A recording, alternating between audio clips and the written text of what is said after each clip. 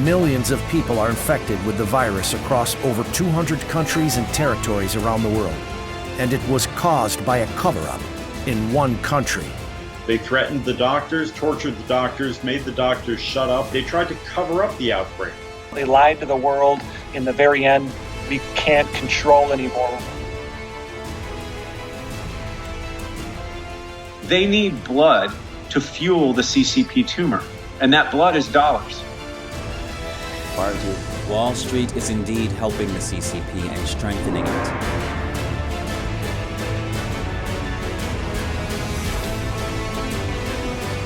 Be careful raising a baby tiger, because one day it will grow up and eat you.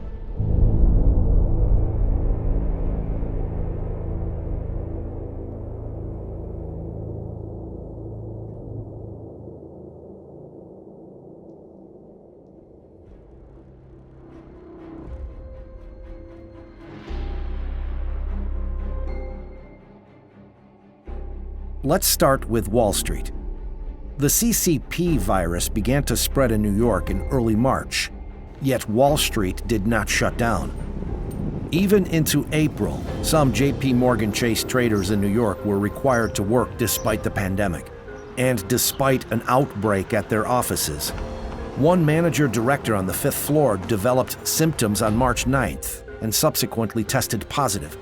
In the following 3 weeks, about 20 employees were infected with the CCP virus, and 65 others were quarantined. JP Morgan Chase is an old friend of the CCP. In 1973, Chase Manhattan was the first American bank to act as an agent of the Bank of China in the United States, 6 years before the two countries established formal diplomatic relations. Led by JP Morgan Chase, Wall Street has channeled huge amounts of money to the CCP over the past 40 years. JP Morgan Chase launched the Sons and Daughters hiring program in 2006, hiring about 100 children of powerful Chinese officials to help the bank win billions in business contracts with China. The large Wall Street banks and other large American in-name-only companies were more interested in making as much money as they could by trading with a mortal enemy than in abiding by American laws and American standards and upholding American values. I'm sure if you dug around and looked around, you'd find that JP Morgan wasn't alone in that kind of practice. JP Morgan Chase later admitted the Sons and Daughters program violated the U.S. Foreign Corrupt Practices Act, FCPA, and it paid more than $200 million in settlements to avoid further investigation and prosecution. Through the exchange of benefits, the Western companies get special treatment from the parents of the second generation of Reds. In return, they are plainly using their power for money. Western values have had little influence on the CCP, while many Westerners have learned the values and bad behaviors of the CCP. Jamie Dimon, CEO of JP Morgan Chase, is the chairman of a powerful lobby, Business Roundtable. Dimon strongly opposed increasing tariffs on Chinese products in 2018 when the White House imposed measures amid the trade war. The measures were aimed at stopping the CCP's trade practices that undermine the global trade order. We should try to be friendly and understand their problems. Dimon is not alone. The elites on Wall Street have frequently lobbied for Beijing and Washington over the past few decades.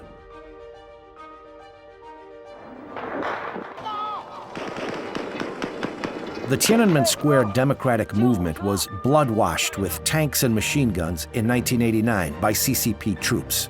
After the Tiananmen massacre, the West imposed strict sanctions against the Chinese regime.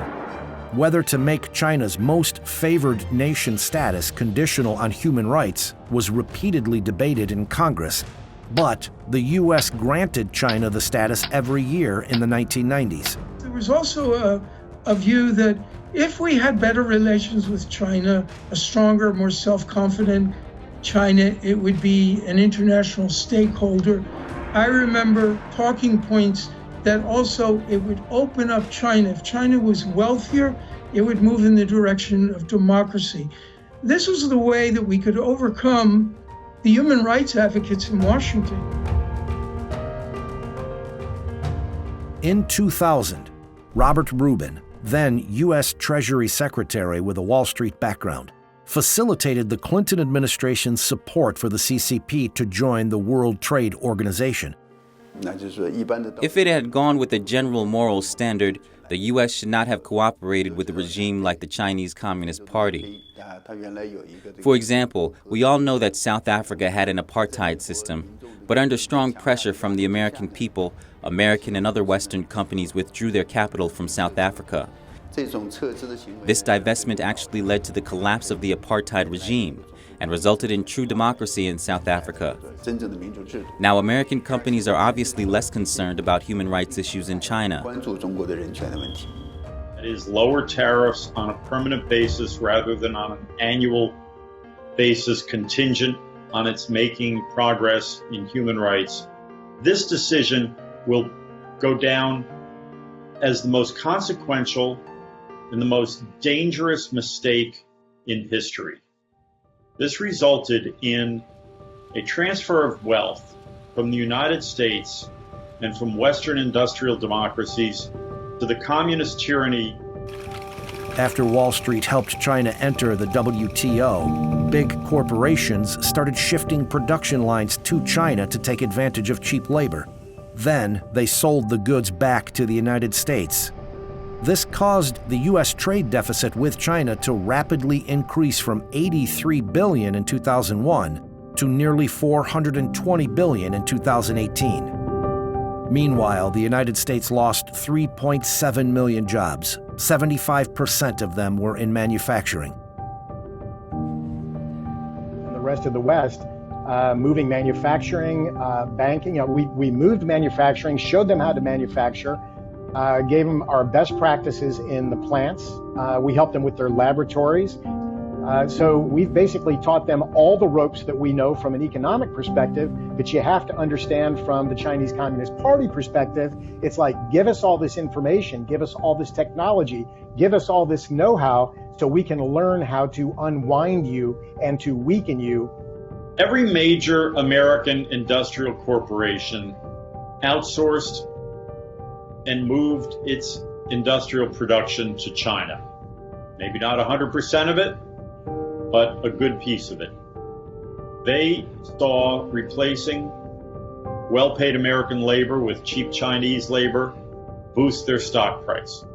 They were driven to do this by the Wall Street financiers. They squeezed American companies to move offshore as a way to boost share price, to boost profitability. And this was, on one hand, Wall Street's direct culpability in our dependence on China and the gutting of American manufacturing.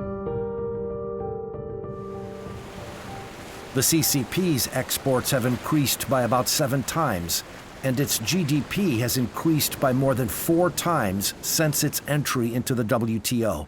The CCP has also obtained the financial power to expand its global political influence. As we know, many of these enterprises are actually foreign exchange earning-oriented enterprises that export to the United States and Europe, including the United Kingdom. The foreign exchange obtained by these exports is actually compulsorily purchased by Chinese state-owned banks. They give the Chinese companies the same amount of RMB, and they keep the foreign currency in the hands of the Chinese government.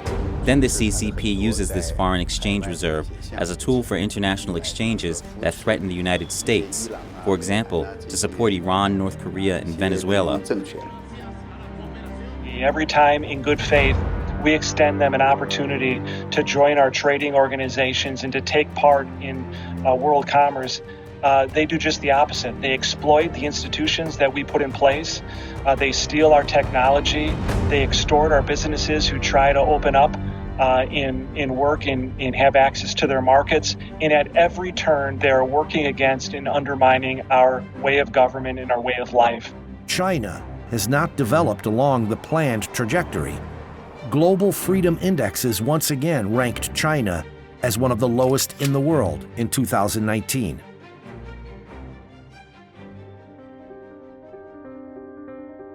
Wall Street helped the first Chinese company, state-owned Brilliance Auto, get listed on the New York Stock Exchange in October 1992, 3 years after the Tiananmen Square massacre. Soon, companies from mainland China came to America one after another. As of February 25, 2019, there were over 150 Chinese companies listed on U.S. exchanges with a total market capitalization of $1.2 trillion. The top 3 are Alibaba, followed by 2 energy companies directly owned by the communist regime, PetroChina and China Petroleum and Chemical. Remember, any Chinese company is controlled and completely controlled by the Chinese Communist Party. Companies are not owned by investors and run by board of directors in China. The CCP absolutely controls it, and the larger the company, the more CCP slash executives are controlling that company. And as China grew more wealthy, and they started to develop their own indigenous companies and own indigenous industries, they turned to the Wall Street investment banks like Goldman Sachs and others to be listed on American stock exchanges. There was a problem there in that these Chinese companies don't play by the same rules that American companies play by. They don't open their books. China does not allow U.S. regulators to audit its companies' books. The Chinese government claims these are state secrets and thus cannot be shared with the outside world. This exposes American investors to unprecedented risks. In 2015, George Vlahas, an 84-year-old retired educator from Massachusetts, pleaded with Xi Jinping, who was about to visit the United States, and asked him to give a little hope to investors in America who have suffered losses. Vlahas purchased Sino Clean Energy stock, which was delisted by NASDAQ due to filing delays for its quarterly report with the Securities Exchange Commission. As a result, Sino Energy's share price fell from a 2010 high of $10 to 5 cents in 2015. Vlahas lost hundreds of thousands of dollars. He said that if he doesn't get his money back, he will leave the world with unforgivable crimes, forcing his 76-year-old wife to seek low-income assistance, all because he believed these companies. I was told literally by one particular member of Congress, he said, you know who was sitting in that seat yesterday, in your very seat, telling me why Chinese companies don't need to be adhering to the same standards as U.S. companies? I said, who? He said, the head of the Chinese Securities Regulatory Commission, the CSRC, the Chinese version of the SEC. He was lobbying U.S. Congress members, sitting in their offices, explaining to them that it's a national secret, that every person and every audit within any Chinese SOE is a state secret and therefore it can't be audited. When a Wall Street investment bank advises a Chinese company for its public offering, the bank earns a 3% to 7% underwriting fee on all funds raised. The bank is then responsible for conducting due diligent investigations into the financial records of these Chinese companies. However, disasters happen frequently. Luckin Coffee, China's largest coffee chain, admitted on April 2, 2020, that 40% of its 2019 sales were fabricated. Luckin had been listed on NASDAQ for less than a year. The next day, Luckin Coffee's share fell by 80%, and investors suffered heavy losses. Underwriters of Luckin include Morgan Stanley. From 2011 to 2012, over 50 Chinese companies listed in the United States were suspended or delisted due to financial fraud or non-compliance with trading rules. Actually, almost all Chinese companies have two accounting books. It is quite rampant to keep fake accounts in China today. It happens almost everywhere in China. It is so common that I think all Western companies operating in China know about it. And everyone's going to live by the same rule of law. If we did that, 95% of Chinese companies couldn't be listed here, maybe 99%. Wall Street companies, banks, Big Four, other management consulting companies were complicit in the run-up of the Chinese Communist Party. Wall Street has been pushing capital continuously into China's stock and bond markets, in addition to helping Chinese companies get listed on the U.S. stock exchanges. J.P. Morgan Chase also included CCP government bonds into the J.P. Morgan GBI-EM Global Diversified Index on February 28, 2020. According to Goldman Sachs calculations, the inclusion could funnel $3 billion in foreign capital into the Chinese bond market every month. A Bloomberg Barclays index started including domestic Chinese bonds, and some of MSCI's indexes increased the weighting of Chinese domestic stocks. These indexes are tracked by asset managers around the globe, who they seek to replicate the benchmark's holdings. This would draw hundreds of billions of dollars into Chinese financial markets. We also know that the Chinese Communist government has constantly exerted pressure on MSCI to increase the weight of Chinese enterprises. The Chinese Communist Party uses this to create the illusion that China's economy is thriving.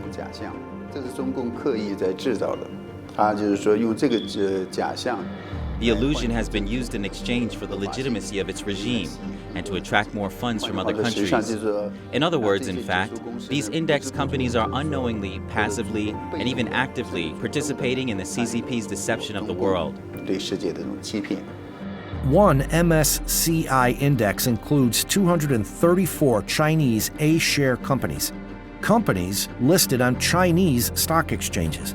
The companies include Hikvision, that provides surveillance cameras for Xinjiang concentration camps, and state-owned AVIC, Shenyang Aircraft Company Limited, which manufactures fighter jets for the CCP military. Meanwhile, the CCP military regards the U.S. military as its #1 imaginary enemy. And they call us their enemy. And they say that they are at war with the United States and the West. When you look at who owns those stocks, and they are completely owned by the Chinese Communist Party and what they stand for, which is oppression, human rights violations, and so on. Now, the management of the Federal Retirement Thrift Investment Board has decided to track the MSCI index. This means that a portion of the $600 billion managed by the organization will flow into Chinese stocks, providing funds to companies that endanger U.S. national security and help the CCP suppress human rights. They're building the facial recognition software for the techno-totalitarian surveillance system that the Chinese Communist Party needs to maintain its grip on power, and which it's now exporting to other countries around the world.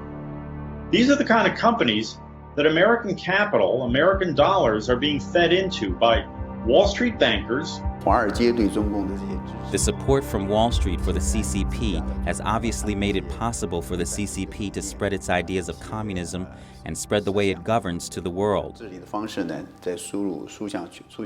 endangered the world. MSCI indexes also include the Chinese company Tencent, which owns the social media giant WeChat. WeChat has long helped the CCP monitor dissidents. During the epidemic, several doctors in Wuhan were suppressed by the police after exposing the truth of the virus's spread on WeChat. Kind of laying from the beginning of the process their cover-up, how they went and imprisoned scientists who dared speak the truth, how they destroyed samples, how they lied to the world, to the WHO, to the United States, and really allowed this thing to grow into something that in the very end we can't control anymore. We're just reacting to on a worldwide level. America's political and economic elite once held that helping China's economic development would eventually make the Chinese Communist Party change its pattern of behavior. Has the nature of the CCP changed over the past 40 years since the establishment of diplomatic relations between China and the United States? China has not become more democratic, it has not become more peace-loving, and it has not become more Western. It is deeply hostile to the United States and to Western values and the values of Western civilization. The people in the Communist Party ruling elite of China are highly nationalistic, and they dream of a world in which the Chinese Communist Party's totalitarian power is extended on a global scale. The CCP is the most brutal regime in the world. It has murdered over 65 million Chinese people under its various political campaigns, according to estimates in the Black Book of Communism. This death toll exceeds the sum of both world wars. The causes of death included political cleansing, the Great Famine, and the Cultural Revolution. Beginning in the 1990s, the Chinese Communist regime, with the help of Western funds, has transformed itself into an economic power and moved toward its dream of dominating the world. In the past few years, thousands of Christian churches have been demolished. A mass number of Uyghurs have been imprisoned in Xinjiang's concentration camps, and an independent international tribunal in London ruled that the Chinese Communist Party has, for decades, been running a large-scale organ transplant industry, using organs harvested from prisoners of conscience, such as Falun Gong practitioners. It's actually crazy what they do. And again, we give them passes. Can you imagine if you explain to someone that you're doing business with a regime that has more than 1 million prisoners of conscience locked up and is executing live organ harvesting on this population of political prisoners on a daily basis? You have to understand, Chinese communism is extremely evil. Extremely evil. You've got this history of human rights violations, and then you have a strategy that is a war-founded or a war-placed strategy against the West. So why would you ever, if you understood that, why would you ever want them part of a World Trade Organization? So the Chinese Communist Party has a saying, be careful raising a baby tiger, because one day it will grow up and eat you.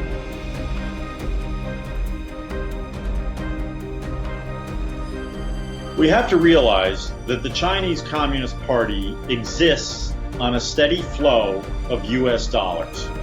Its own currency is akin to toilet paper. It can't be traded on international exchanges. It has no value. They survive and thrive on a constant influx of American dollars. The CCP covered up the truth at the beginning of the epidemic. As a result, about 5 million people left Wuhan before the city was locked down on January 23rd. About 60,000 of that 5 million went to 382 cities around the world. At least 834 ended up testing positive for the virus, resulting in the global disaster. Coronavirus pandemic is already... Preliminary data shows that as of early May, more than 1 million people have tested positive in the United States, and more than 70,000 people have died. The deaths caused by the CCP virus is several times greater than the total deaths in Pearl Harbor and 9/11 combined. New York has become the hardest hit in the United States, with more than 300,000 confirmed cases and more than 20,000 deaths. The CCP virus has infected the entire world, and the root cause is the infectious nature of the Chinese Communist Party itself. To be free from the virus, you need to be clear that the party itself is poisonous and reject it. That the Chinese government is not trustworthy, they're not our friends, and one could deem them to be our mortal enemy. And at some point in time, I think Wall Street's view is going to have to change, and I think it's happening now. And it's really an awakening for everyone who is not familiar with the CCP in the past. They're certainly familiar with the CCP current day. At the Federal Hall National Memorial in Manhattan, across the street from the New York Stock Exchange, the statue of President Washington gazes at this wonderful land of wealth at his feet. Over 200 years ago, when President Washington took the oath of office here, he stated that the foundations of our national policy will be laid in the pure and immutable principles of private morality. He said piously, "Since there is no truth more thoroughly established than that there exists in the economy and course of nature an indissoluble union between virtue and happiness, between duty and advantage, between the genuine maxims of an honest and magnanimous policy and the solid rewards of public prosperity and felicity. Since we ought to be no less persuaded that the propitious smiles of heaven can never be expected on a nation that disregards the eternal rules of order and right, which heaven itself has ordained." For more than 200 years, the United States has been regarded as a beacon and hope by people around the world seeking freedom. Wall Street not only represents this short, narrow street, but is also synonymous with the U.S. capital market and world financial center. Wall Street has carried many American dreams since the Gilded Age. The limit of dreams is probably the starting point of greed. The pandemic has paused everything in this magnificent, charming, and glorious capital. At this challenging, special time, people need to ponder whether they want to dance with the devil or walk with gods.